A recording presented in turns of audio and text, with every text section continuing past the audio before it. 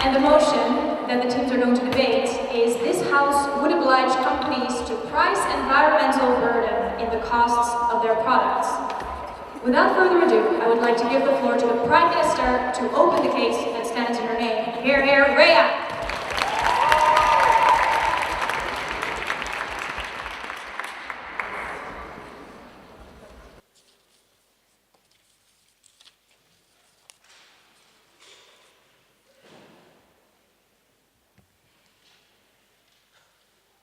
Before we start, we'd just like to make a shout out to our coach Micha, who is not here right now, but we'd like to thank him for bringing us to 3 consecutive finals in this tournament. So thank you, Micha.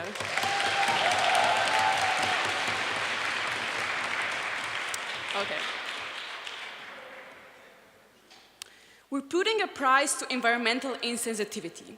For far too long, companies have been exploiting natural resources, and for far too long, we have been consuming the products that they've produced. All of us here are complicit, and this is why we believe that we should price in the environmental burden and cost of the products produced. In order to prove our case, we have 3 constructive arguments. Firstly, that we should principally burden those who are at fault. Secondly, that we are providing the incentive for companies to change. Thirdly, my brilliant second speaker, Philip, one of them, will present the argument about how consumers change their consumption for sustainable good. Before we move on to our constructives, let's go to the framing on this debate. What are we actually talking about? So our frame goes like this. In our model, we would firstly impose tax on those products, on products which use techniques which are harmful or use scarce resources. We believe that tax increases the price of the products because tax means that a certain percentage of the price is added to the actual price of the products, therefore the price would increase. Secondly, according to our model, money would be collected from the tax and would be given to the government to use for green energy, for firstly green technology, and secondly for overall solving climate change. Thirdly, under our model, what we do consider as environmental costs are arbitrary things, but yet we determine them such as amount of drinking water used, CO2 emissions, toxic waste, Amazon deforestation, usage of other scarce resources, but the list is not exhaustive. Firstly, what do we see as a problem in the status quo? Okay, yes, the problem is climate change, but more importantly, what we see as a problem is that there's not enough pressure on those who are actually at blame. And those are firstly, companies who are actively exploiting natural resources, and secondly, consumers who are actively supporting the running of those companies. Before moving on to arguments, let's just analyze the nature of changing the policy according to climate. So firstly, we think that something absolutely must be done, but we think that a moderate policy is the best, something that is gradually implemented, because we recognize that the backlash could appear that in our political climate, we could not just impose some radical dictatorship, therefore we want gradual and moderate policies such as this one. Now let's move on to constructive argumentation. Firstly, our argument on the principle why we should burden those who are at fault for climate change. This argument will analyze who is to blame and who currently is carrying the vast majority of consequences of climate change. Firstly, who is currently suffering more? We think that third parties who have nothing to do with climate change are simply being the ones that are the most hurt in the status quo. We're speaking of the global south, the developing countries. We're speaking about the impoverished individuals who have no agency to resist. How is this happening? Well, flooding of villages in Bangladesh, tribes in sub-Saharan Africa where desert is spreading to their homes, most toxic waste being dropped in those areas where the poorest people live. So this is how those who have no voice and agency are being hurt the most. Currently they're suffering, and we think that those people should not be carrying the biggest burden. Note that we cannot lift that burden fully from them, we recognize this, but by our policy we're at least blaming more those who are actually at blame, and consequentially also these people will be suffering less. Secondly, who is actually to blame? Well, we think that companies, these large international corporations, we're talking about British Petroleum, or H&M, or meat industry, let it be. Majority of companies from which all of us in the West, in capitalistic West, buy from today, are actually exploiting the environment through emissions of CO2, through using clean coal, and through using scarce resources. An example of this is that the real cost of farming in South Asian countries, if it would include in the cost of environmental environmental burden, it would actually cost 2,000 billion more in entire Southeastern Asia. So we think that this policy would actually amount for huge amount of money, which would then be given to green energy. But secondly, of who is really to blame is not only the corporation, it's also us, the consumer. And here I'm looking at every single person in this room, because we're buying the products which are propelling these companies to actually operate. If we wouldn't be giving them money daily, they wouldn't be even able to operate, and therefore we are complicit in it. Therefore, we should also take part of the blame, principally, but also practically. And now let's move on to the second argument, which is about providing the incentive for companies to change. Note that in the status quo, companies do not have the natural incentive to be eco-friendly, simply because we let them be in this system. Before I move on to the analysis, my opponents would disagree. Why do we need to have incentives through problematic policies that harm consumers? Why not on our side of the house can we ensure things like positive incentives that don't share the burden upon some of the most vulnerable? We think that positive incentives are not as effective as these harmful incentives because time is scarce. We have to do something. And we think actually threatening these companies, giving them this policy, which actually negatively influences them, is more effective than everything positive. Moving on to this argument. So firstly, we believe that this policy which we are implementing is financially damaging to these international corporations. So these corporations will need to offer their products for a higher price. And usually this doesn't stick well with their buyers, with the consumers. And therefore consumers would search for cheaper substitutes. So this is obviously harmful for the companies. Note here we're not talking about small businesses. We're talking about dirty large corporations which will now have less consumers. So we think that this is not as negative as it is. So what we think is also public image of these companies will become more scrutinized. This is another level of how they will be incentivized, because they will be the company which is using these resources, which has to raise the price of their products. This is another level of how they will be extra pressured, extra incentivized. Now to the second point of the argument, which is about the reaction of the companies. What did they do because of this incentive? So firstly we think they produce a different type of products. If they were using plastic bags before, they will now use paper bags. They will find the alternative, which are simply cheaper and preferable to them, because other alternatives which they are using now are simply more expensive. They don't pay off anymore. Therefore, they will search for greener solutions. They will use green technology instead of coal if they are primary producers. They will, instead of meat and dairy, start using more vegetarian options, because that is also harmful to the environment. Overall, the products which they're producing in the status quo are likely to change for the greener.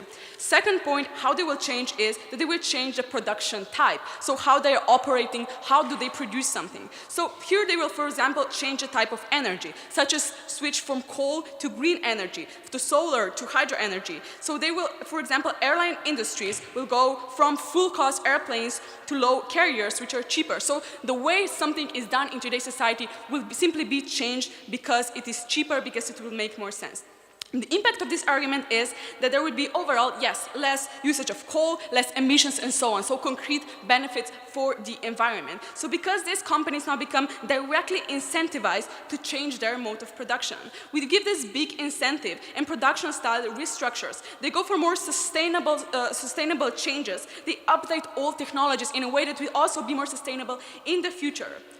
Overall, our side is proving two things. Firstly, that we need to place more burden on those who are actually to blame, which are the large corporations. And secondly, that companies are more likely to change their mode of production for the greener. Overall, we can see that the climate is clearly changing. The question is, can we? Thank you.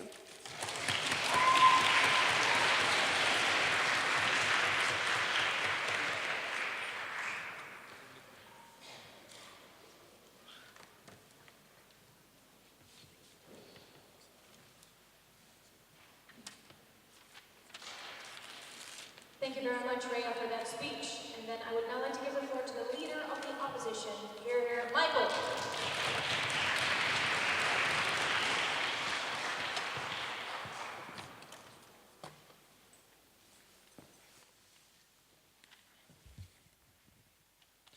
Before we begin this final round, we'd also like to extend our gratitude to the tournament's hosts whose hard work and time have made this incredible experience possible. We enjoy coming to the Winter Holidays Open every year and meeting our colleagues from the international community. We would also like to thank the National Speech and Debate Association for their constant support, as well as our coaches for their guidance and investment into our futures. We'd like to thank everyone on Team USA, and thank you to our friends and family for making this a dream come true. With that,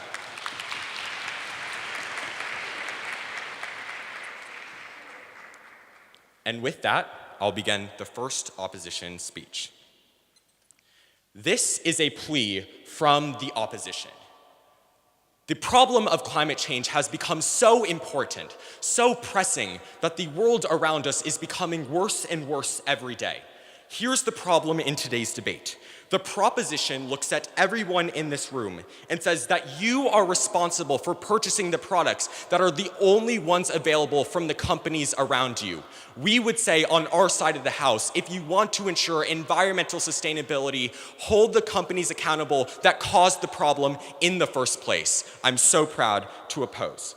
In this speech, I'll be doing a couple of things. First, going over what we heard out of the proposition bench, and then moving into providing our first two substantive arguments, with our third argument being presented in our next speech. But we just have a few points that we'd like to address coming out of the proposition.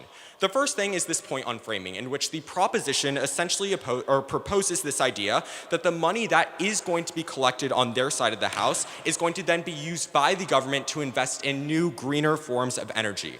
First, we would say that they can't guarantee this at the point where the motion doesn't A, call for it, and B, they never provided to you explicit analysis as to why that happens on their side of the house. But we also think that this is inherently uniquely problematic, as it creates the precedent that governments are able to just tell corporations that they're inheriting money from, that they can just raise the prices on the consumer so that the government can inherit more prices. That is the type of motivation that exists on their side of the house if governments were to follow this type of policy.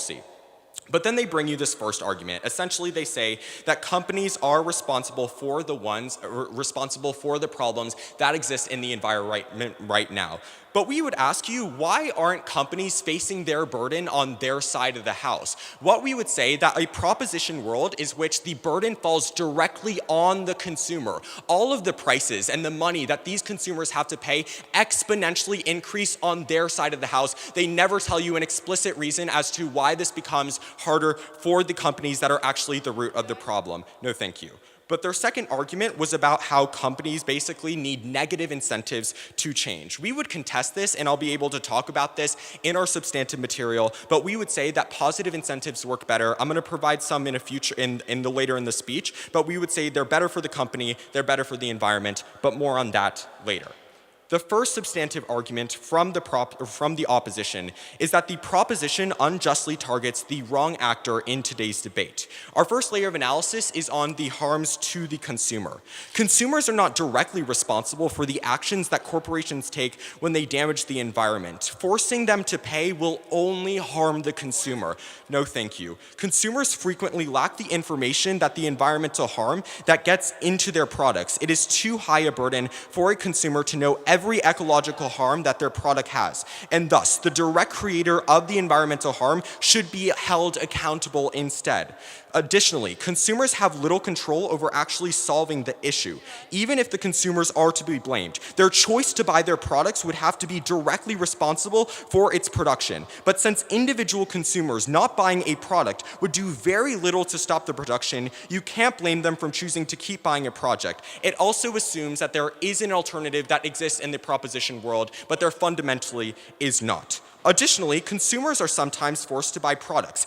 If some people live in a small town and only have one brand of soap, shampoo, or clothing or fuel that is sold within their local areas, if people are economically unable to buy certain brands, they may not be trying to actively harm the environment, but rather just survive in the system of living that they were born into. Before I continue, I can take a point. The meat industry would not exist if there would be no consumers, because there would simply be no demand. How do you defend that? Right, we absolutely defend it at the point that the consumption of red meat across the world is leading to more and more environmental degradation. We would absolutely support regulations to make sure that the consumer is not the one who faces the cost, rather the one that is putting the product in the market that is causing the environmental harm. But additionally, consumers should not have to bear the burden of the increased costs. Principally, this is functionally like punishing the innocent. Furthermore, increasing prices for consumer disproportionately harms marginalized populations. Less wealthy populations must not be forced to pay more. Take, for example, in Jackson, Mississippi, they have dirty water. What we would tell you is that increasing the prices on a product like plastic water bottles is principally unjust. Increasing prices would, in this case, be unjust because they price out socioeconomically disadvantaged communities without offering them another viable alternative. But even if we take them at their highest ground and companies innovate cheaper and greener goods, they will still take time and end up being more expensive for the disadvantaged and middle-class families who are forced into buying it from the company. But our second layer of analysis is on positive incentives and why they're preferable. I alluded to this earlier in my speech. There are three ways we can provide positive incentives. Direct funding for clean initiative would allow states to fund green initiatives designed to make products more green and better for the environment. If a company wants to innovate in this manner, the state would help them do so and also fund research into innovations. The second way is subsidizing renewables. States could heavily subsidize the renewable energy industry and remove protections and adding subsidies for other forms of energy. This encourages corporations to change their habits without punishing the consumer.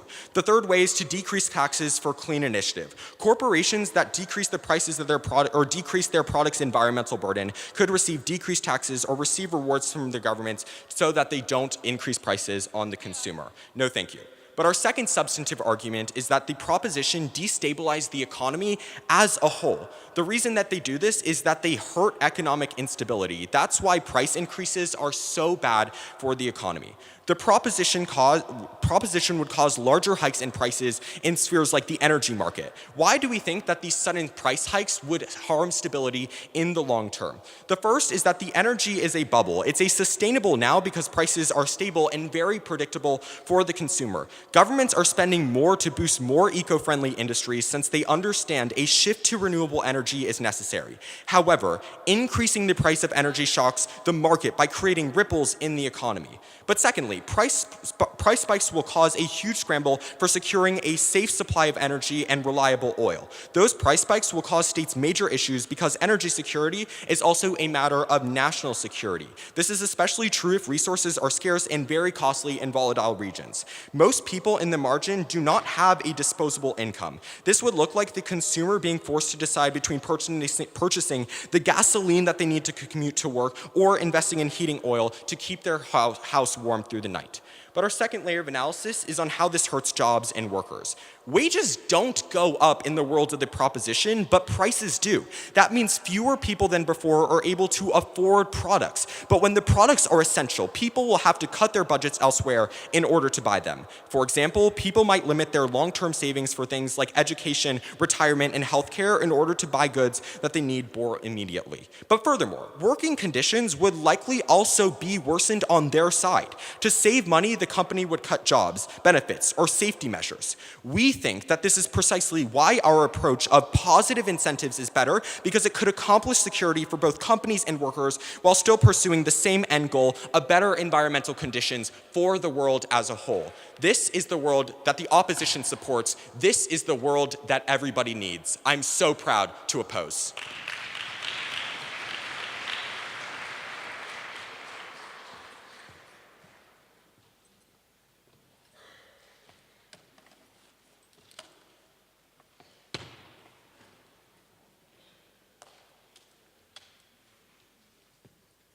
Thank you very much, Michael, for that speech. And then I would now like to give the floor to the Deputy Prime Minister, Herr Philip.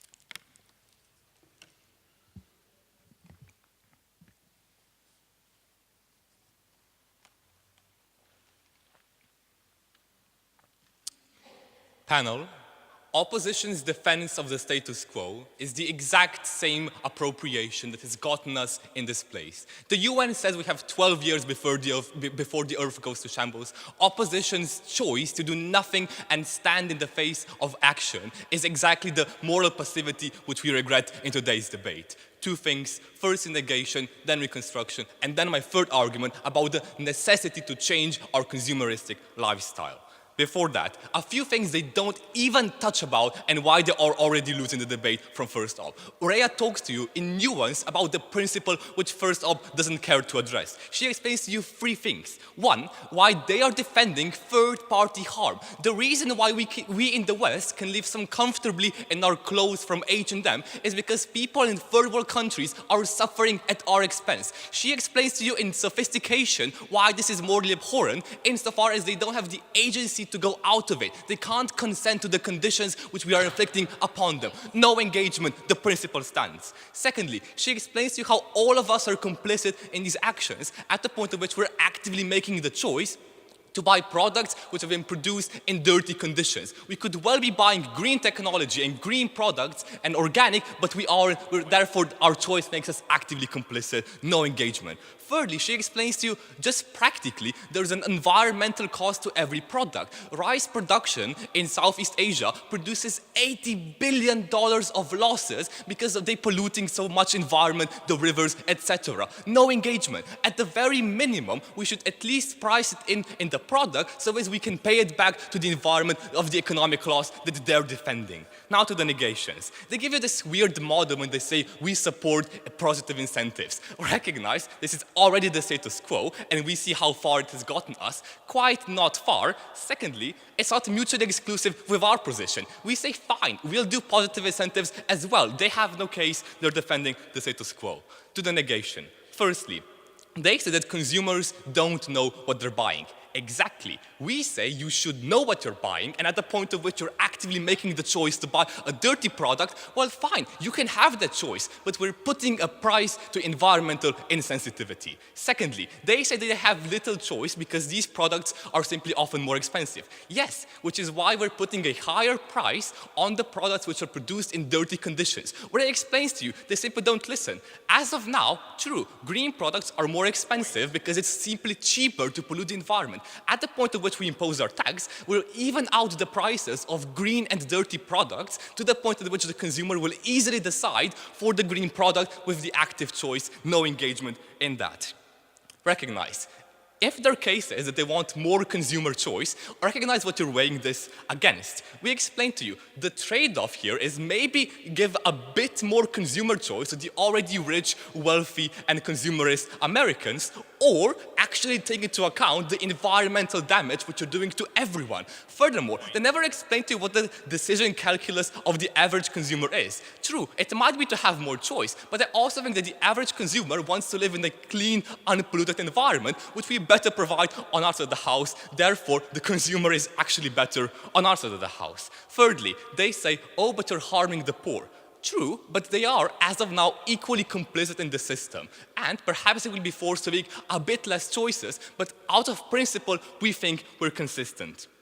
Secondly, they talk to you about these weird argument about how we have to have energy security, which is simply weird as of the fact that oil and basic energetic compounds are raw materials, which consequently means that there is no production, therefore there is no tax imposed. They misunderstood the motion.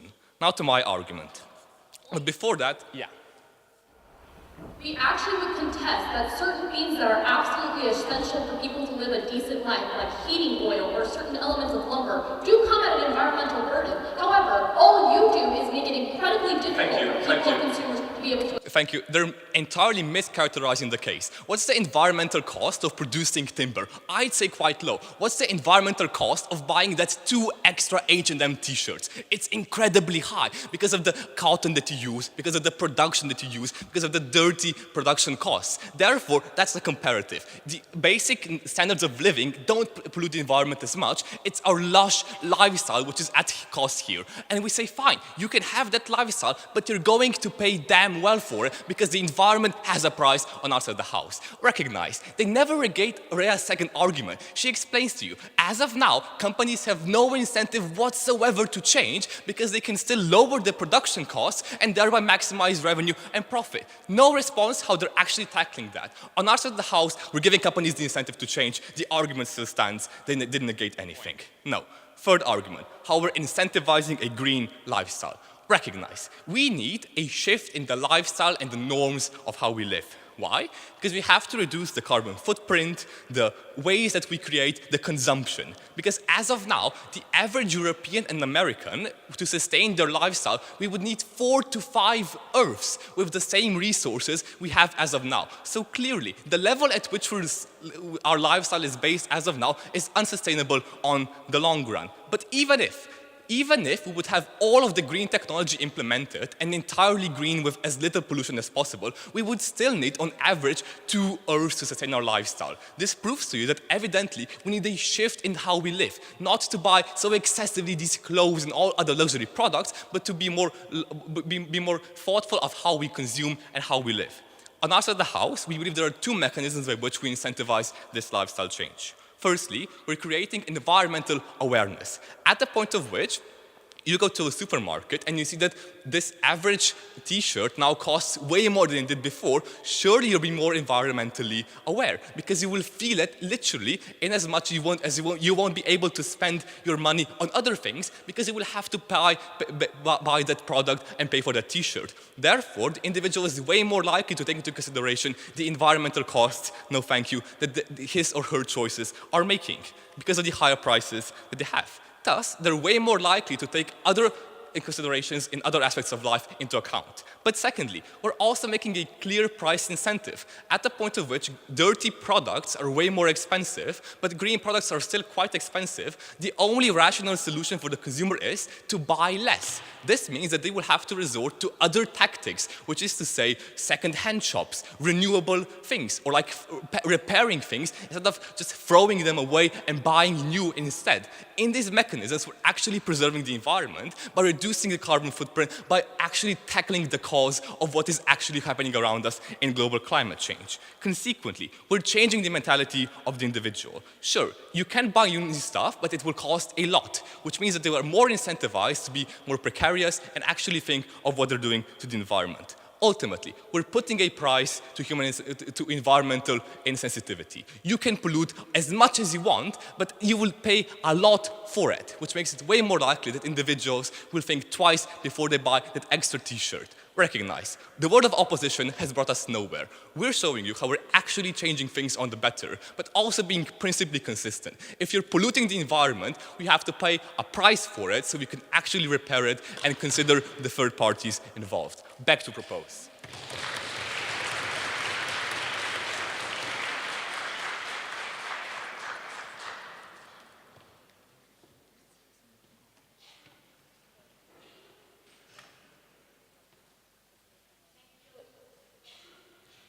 Thank you, Philip, for that speech. And then I would now like to give the floor to the Deputy Leader of the Opposition, Elise.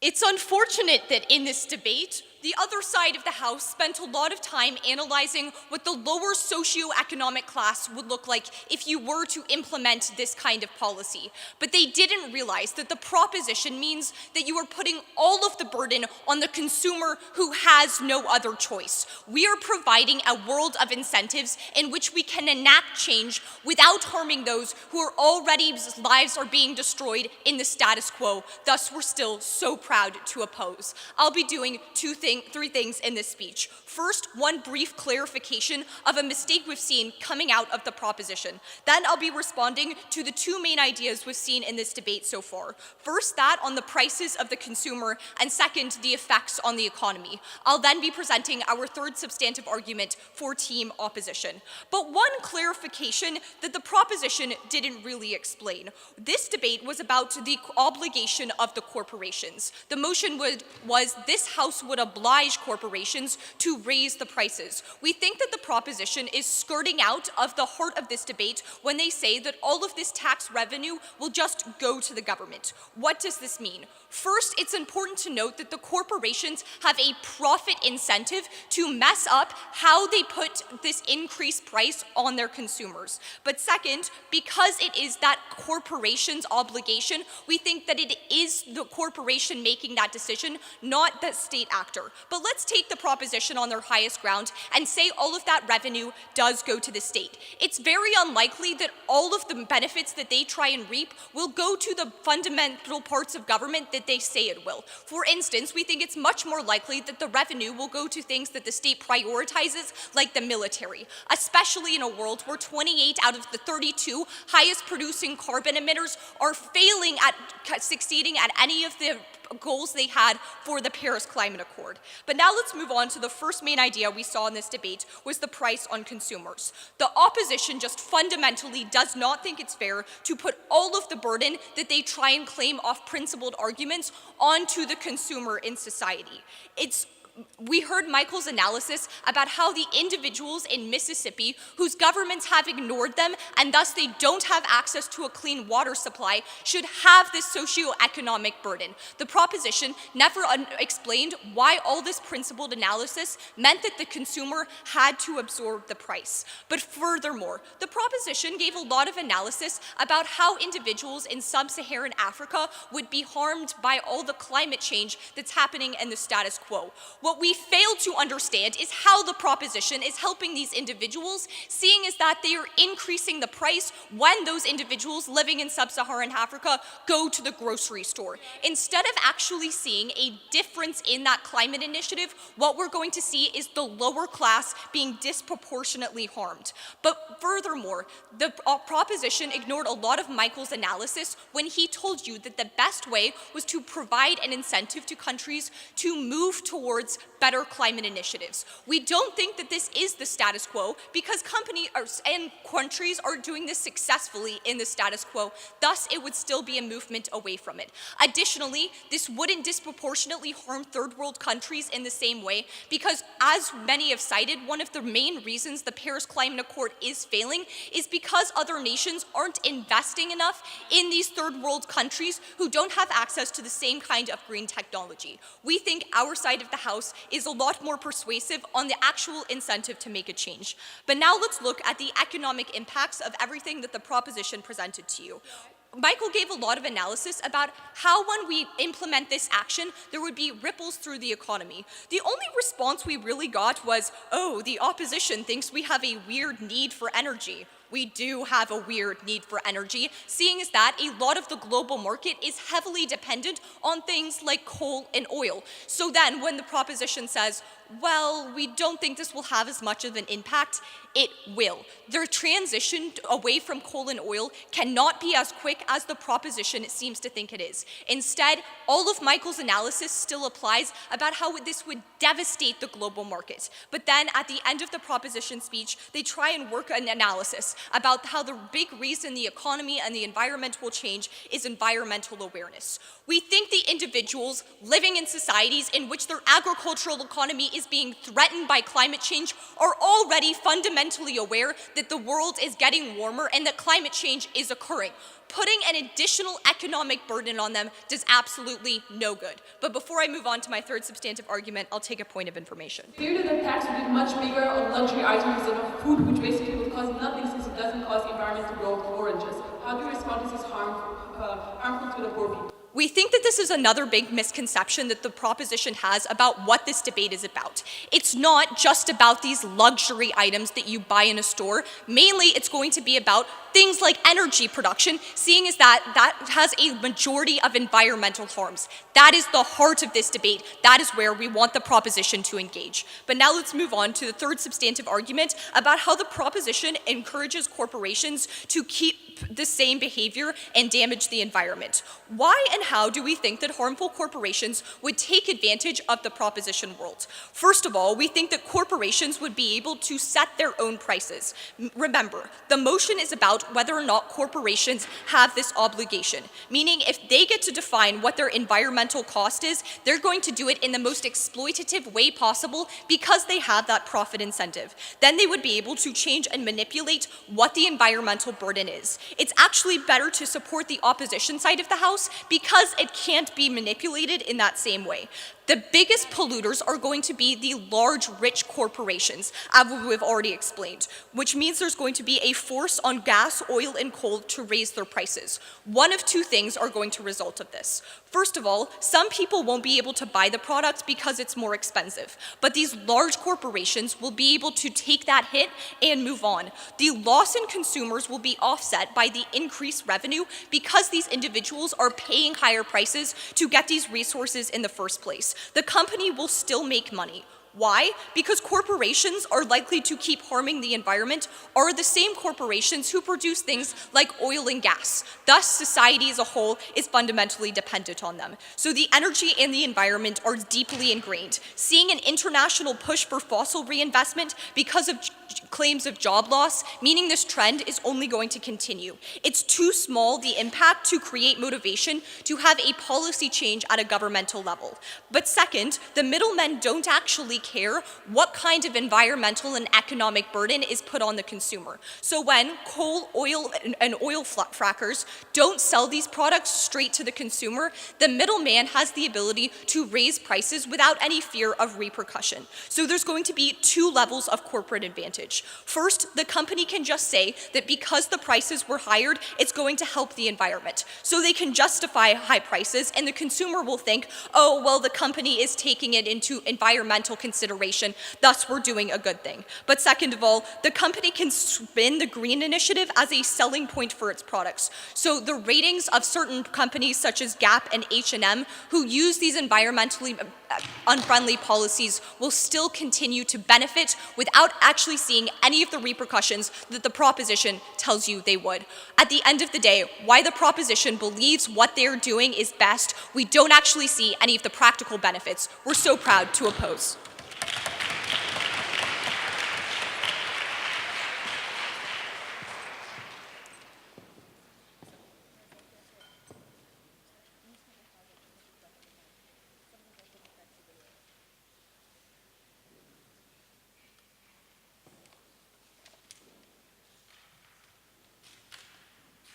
Thank you, Elise, for that speech. And then I would now like to give the floor to the proposition whip speaker here, Philip.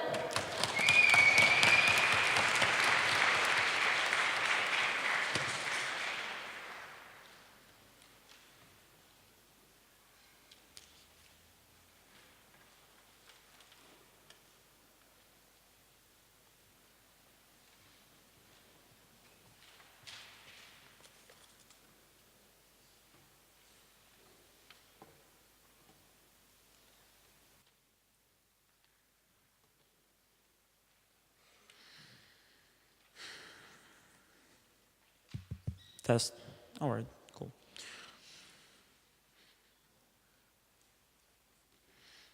I'll start. I'll take that as a yes.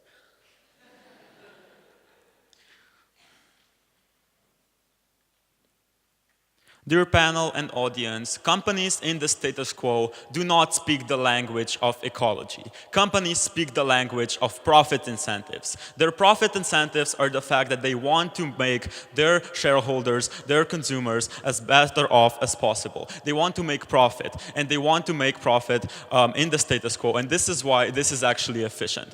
When side opposition tells you that this puts a burden on the consumer, that this puts a burden on companies and the burden on the first world, we beg you to take into account the fact that the much bigger burden is currently being put on the third world. A much bigger burden is put by millions of people that are forcibly displaced because their islands that they are living on are basically getting sunk. Because the impact is on millions of people that can't grow crops anymore because the temperatures have risen too far. We do believe that when they talk about the poorer poorer people in the first world being the most affected. We do not believe that this is the case. The poorer people in the first world are way, way better off than they are in the third world, right? And this is why the principle is very, very much strong on our side of the house, and this is what you should take into account, and this is why we have already won this debate. No, thank you. What I'm going to do in my speech is talk about two main things. I'm going to talk about the principle, and then I'm going to talk about efficiency.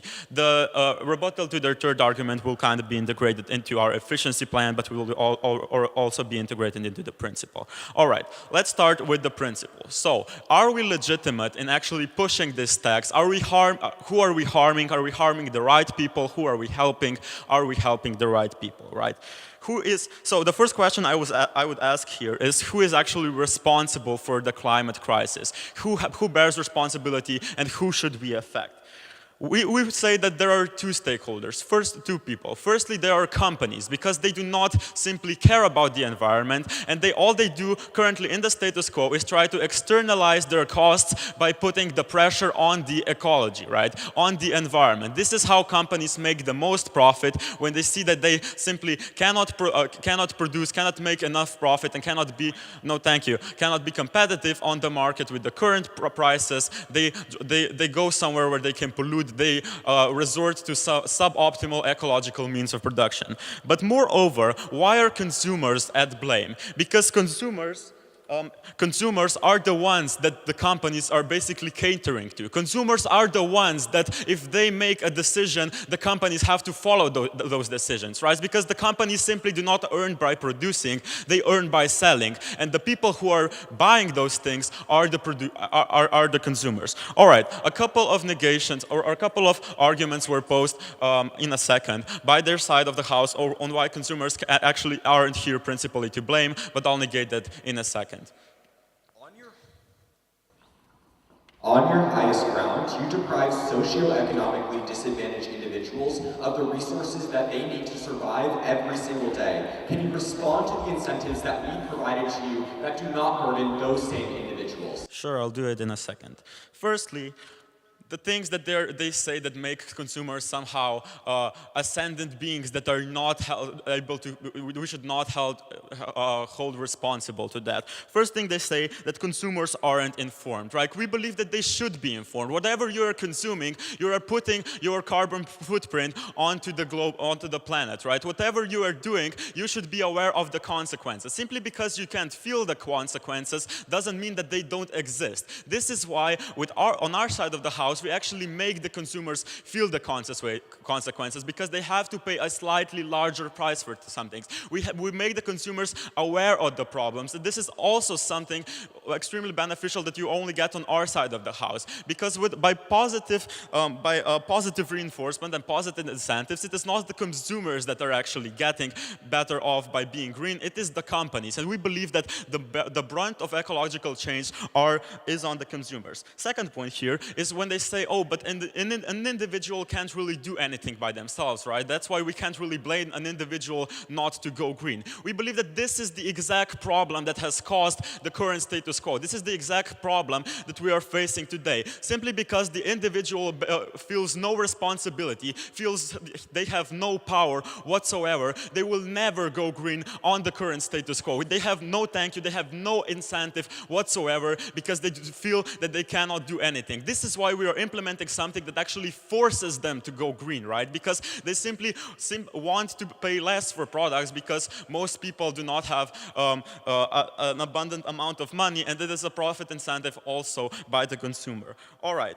When they talk about the essentials and how we are depriving people of their essential things and how we are hurting poor people, so who is this?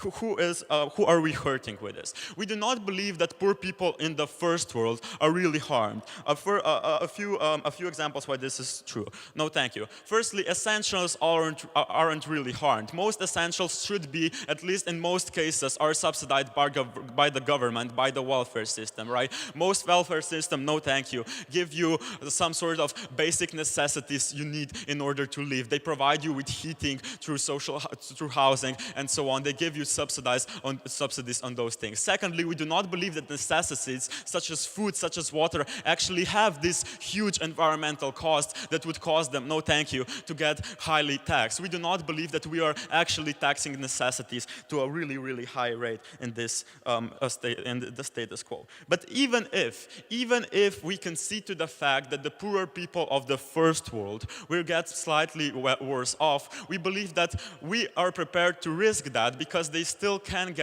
can still influence change through their governments. They can influence people around them. You know who can do that? The people that are living in the global south, half the world away, that have no idea why the things are happening, how they are happening. All they know is that their houses are getting destroyed by rising sea levels, that they cannot grow any crops anymore because simply they cannot, simply the temperatures are too high, things like that, that caused more than 10 million people being displaced as climate change migrants in the last decade. We believe that those are the people that are fundamentally harmed more on their side of the house, that are fundamentally harmed more, and we should care more about them because firstly, they aren't the ones to blame because they mostly aren't polluting, and secondly, they aren't the ones that can actually influence change. They cannot influence first world consumers, whereas the poorer people in the first world can. This is why the principle is absolutely on our side of the house.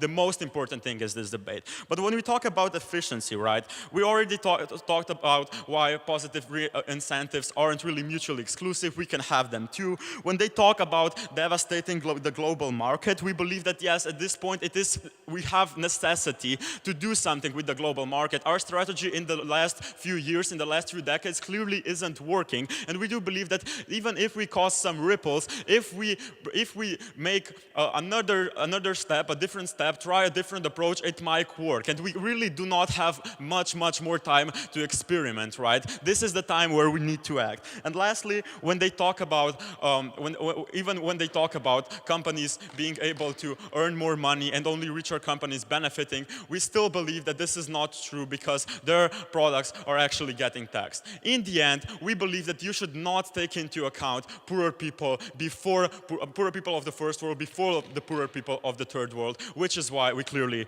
are proposing. Yes.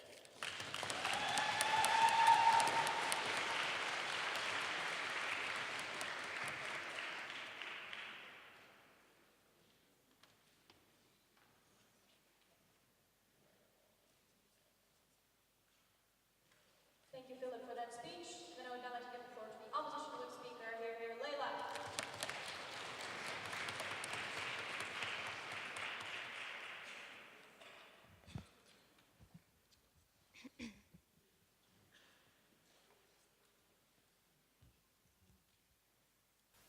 The motion in today's debate was not this House believes that third world countries are disadvantaged due to climate change, or that this House believes that people should be more green friendly when they are selecting their certain products, or else we all could have packed up and gone home, because this answer is simple. Yes, people do deserve to be thinking more green friendly. People ought to be caring for third world countries that are disadvantaged. This was a debate about whether the mechanism that side proposition advocates for in today's debate is one that actually solves these kinds of problems, or at least at best alleviates the issue.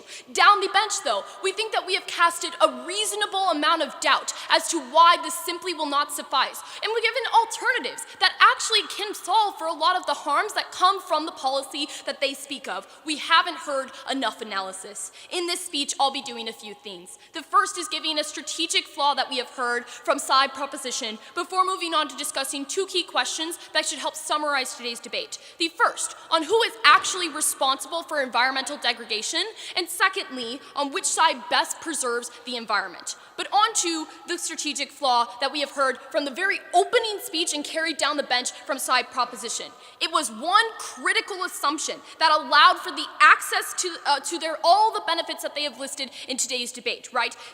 If we can prove that this simply does not happen, this dismantles the entirety of their case. Every single benefit and impact that they have talked about no longer exists. What did they tell you? They told you that the increase in price, the spike that we see on these types of products, goes to certain organizations or industries that can go back to helping to preserve the environment. why can they simply not just assert that this happens? We tell you that within the very context of the motion, all it says is that companies are obliged to increase the price. It never says anything about why the companies ought to do this, meaning that they had to give us a brief amount of analysis, at least, telling us why companies would even have the incentive to ensure that the money that they've used to increase the price of their product would need to go back into environmental organizations that preserve the environment, right? We think, in fact, that's absolutely not the case. Their second speaker told you it best when they said that companies are always going to be profit motivated, meaning that if I increase the price of a certain product, I'm much more likely to keep that money for myself, especially if I'm losing the amount of consumption of that product. Furthermore, they then tell you that, well, don't worry about that. We'll make sure that the government goes in and make sure that money does go to an environmental organization. Let's take a step back and evaluate what this policy actually means. This sets up a really problematic precedent for governments to be able to go into certain markets, tell companies to raise their prices, so that way they can take the money from that revenue and use it on whatever programs they desire. Sure, right now it may seem nice when it's using it for an environmental program, but what happens down the bench when you start to see like, okay, now the government needs money for their military propaganda, or now the government needs money for this new thing that may not always be best for society. We think that this is something that is uniquely inherently problematic that they advocated for. It's something that can ultimately be solved with other alternatives mentioned by side opposition. First question in today's debate.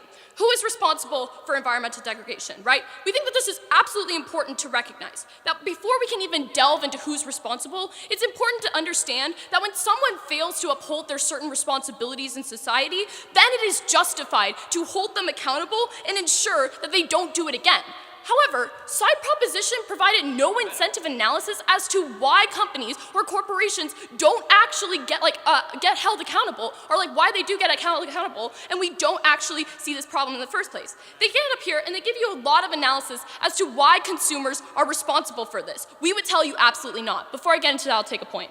Even if states do not necessarily use this for green initiatives, things like that, we still raise the prices, we still give the message to the consumers to go green, and we still give the message to companies that they have to go green. Because your side of the house is one that still raises the prices of things while understanding that there's a harm that the government can manipulate the system, that companies can manipulate the system, and you're burdening consumers. Our side of the house would tell you there's much more effective alternatives that can solve the same problem that both sides of the house agrees is prevalent. Now, they tell you that consumers are responsible, right? They tell you that these are the people who need to be taking the action. However, our side of the house would tell you absolutely not. Consumers purchase things to be able to sustain a form of life. They didn't tell the certain company to go and abuse certain people in different countries to degrade the environment in order to produce that product. No, we think that these companies made that decision themselves. That means that they're the ones responsible for it. You cannot be upset that the only thing out in the market were products that were used to be able to degrade the environment. That's something that consumers have no control over.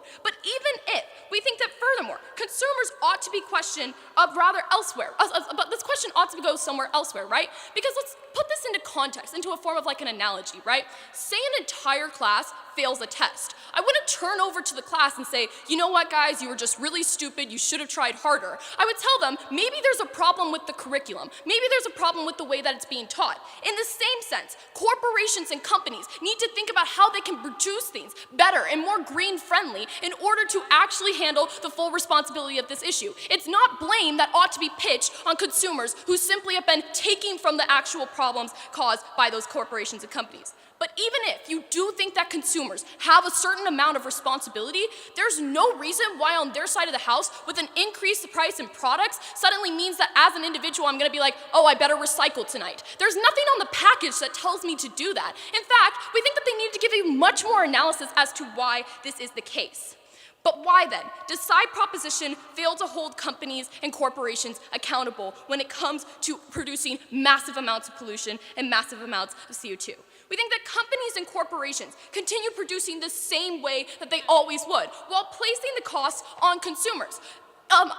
Elise gave you a lot of unique analysis as to why this is the case, right? Because I may increase my price and lose some consumers in the long term, but I'm still making up for it because the people that still are buying my product are buying it at a much higher price, meaning that I can continue to take the hit and just produce very problematic ways while circumventing all of the responsibility and harming a large amount of consumers. By placing this punitive policy on consumers solely, we think that at the end of the day, all you're doing is creating a net amount of harm while achieving very little benefit. Which leads me to the second question: which side best preserves the environment? We think that this is a very important point, right? Because this is where we get all the tangible benefits that comes from environments in the long term. Elise gave you a lot of substantial analysis in their third substantive when she told you uniquely, companies will always find a way to manipulate themselves out of this, especially when all they are is the middleman within their environmental policies and within the environmental spikes in prices. We think that this means that there's not actually going to result in a certain amount of change, especially since I already proved to you that this money most likely will remain within companies, not going to green initiatives, not going to environmental organizations. What then did side opposition advocate for? We advocated very clearly from the very first speech onward for things such as positive incentives that actually ensure that companies are much more likely to buy into this because of the inherent profit motivation that comes with them. If they're so concerned with making sure that capitalist, wealthy countries, corporations and companies actually begin to follow certain things that may be not harming the environment, then play by their game. Choose to enact things that may affect their certain policies. We think this looks like direct investments in green energy. We think this looks like subsidizing renewables. We think that this looks like lower taxation rates on companies if they do begin to produce things that are green friendly. These are all unique ways in which you can ensure the exact same of responsibility without harming consumers. Very proud to oppose.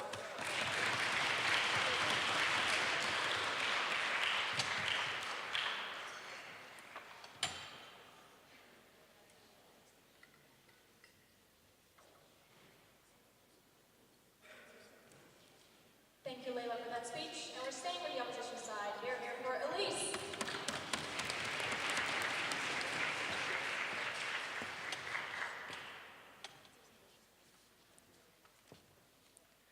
We're honestly surprised we can still see the proposition team at this point in the debate, because for the last 45 minutes, they've been running away from the heart of the motion. First of all, they told us that necessities was outside the scope of the debate, and then they told us that energy production wasn't really a part of it either. Every time we push the proposition case on what the faults in their substantive material are, they say it's outside the scope and they don't have to interact with it. We think that the proposition is far behind because they didn't give you substantial analysis as to why this policy would be effective. But to prove to you this is true, I'll be examining the debate in two key areas. First, that of the price when it's put in consumers, and second, what the best method of fixing climate change is going to be.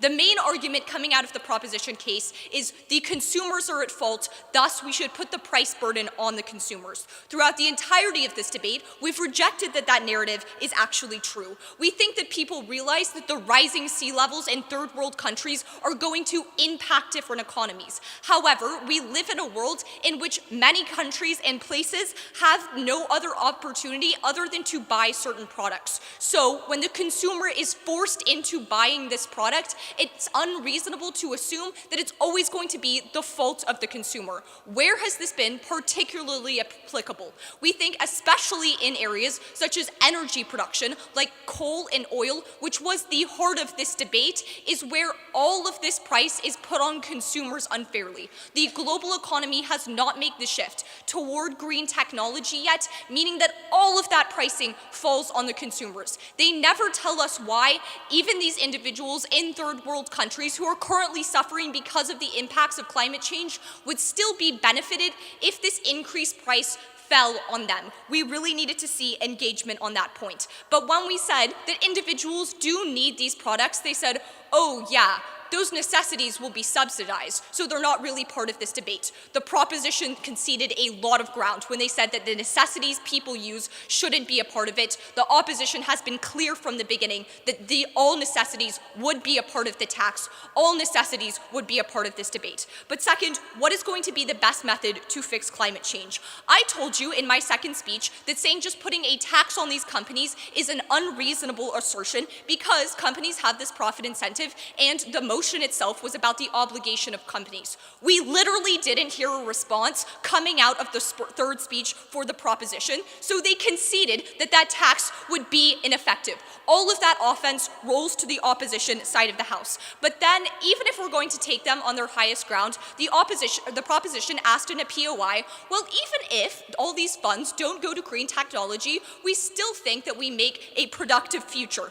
No, then you lose all of the offense about state investment back into green technology. You're only putting an unfair price burden on the consumer without any method for substantial change. The proposition has lost all practical outcomes. But furthermore, all of the things that the proposition tries to implement are going to have stagnant harms on the economy. Because this is things like the global market involving oil, all of that economic instability happens on the proposition side of the world.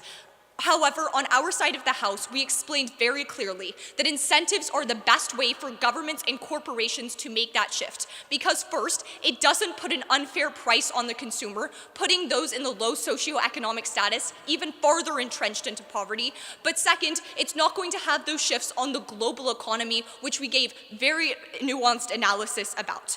At the end of the day, the opposition isn't necessarily painting the status quo as the proposition keeps asserting that it is. We think and agree that some of the things in the status quo, like the Paris Climate Accord, have been unsuccessful, but we don't think the proposition has successfully proven to you as to why this method is going to change any of that, because we're the only side of the House that has proven any practical benefits for those who have already been harmed. We're so proud to oppose.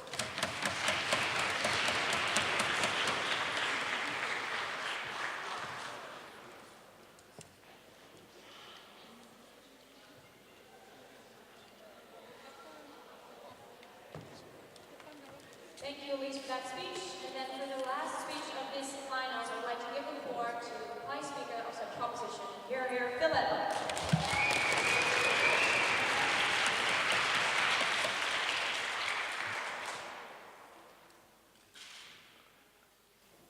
Ladies and gentlemen, there are two worlds in this debate. There is a world of opposition in which evidently the climate and the environment is deteriorating at a rapid cost due to our consumption and companies' unfettered incentives, and their solution is to continue on as usual. And the world of proposition in which we recognize that the consumer as well as the companies are to blame for the rampant deterioration of the environment, whereas we are principally consistent and provided how we better protect the environment. In two pivotal questions, I'll ask you where you want to live in 15 years from now. Firstly, would you want to live from the principle who's responsible? And secondly, where the environment is better protected. But before that, a clarification on the model which opposition seem to consistently misrepresent. We claim there's a tax that the state imposes on companies. They say, oh, but it has to be their obligation, which we say, yes, it is their obligation, but obviously no company will do it freely because they have the profit incentive, hence they have to be coerced by the state. We don't get their counter arguments. Then they say, oh, but the issue of efficiency is that companies will be able to manipulate out of it, which is literally one-line assertion, and we get no substantiation as how this skewing out would happen. But note that under their model of positive incentives, this manipulation happens equally, so there's no exclusive benefit that they prove to you.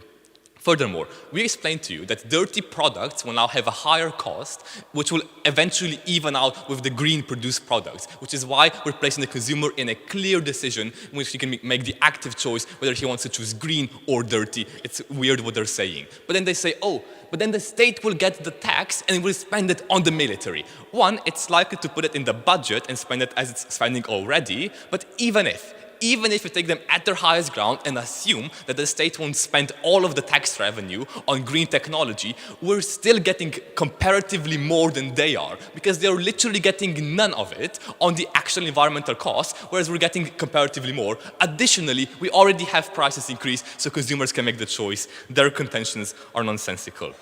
Onto the principle. Recognize, as of now, our principle still remains in this debate because they've largely chosen to engage only on the practicalities. 4 points of the principle which still remain. 1, companies are largely to blame because of their policies to maximize profit. Hence, we'll punish them by decreasing the consumer sales because people are going to be buying less because the decision calculus changes. Secondly, companies will now make different choices, which is to say, transition to green energy or other markets. Thirdly, there's third-party harm because rich individuals in the West can buy different products which have huge carbon emissions, which are directly harming people with the least agency, the global poor, no response to that. And thirdly, we explain to you how we actually have to price in the cost that we are doing to the environment. On the rest of the House, it's unclear where the extra revenue comes for the negative externalities on the environment, to the extent at which every company has a negative externality on the environment for polluting the rivers, the forests. It's unclear where they get that money from. We're telling you, we're getting it from the companies and consumers who buy it. Clear principle and out of the House. Secondly, where is the environment greener? They say we want positive incentives. Evidently, the status quo isn't working, so they have no point here. But secondly, they say people will realize themselves, which we say no, they don't, because they don't feel the climate change, because their house isn't being burned down, their sea levels aren't rising, which is why we have to coerce them by pushing the prices up and putting them in the position in which they can choose green or dirty, but paying for their environmental insensitivity. Secondly, they say, oh, but necessities and food will go up. Highly unlikely, as raw materials such as oil or timber or food don't have huge carbon emissions or other environmental externalities. Opposed to that are products which have hugely environmental burdening products, such as producing t-shirts in H&M. Therefore, comparatively, you're deciding, do you want to live in a world in which people can do whatever they want and will eventually destroy the earth, or a proposition which recognizes their burdens and is consistent? I'd vote prop.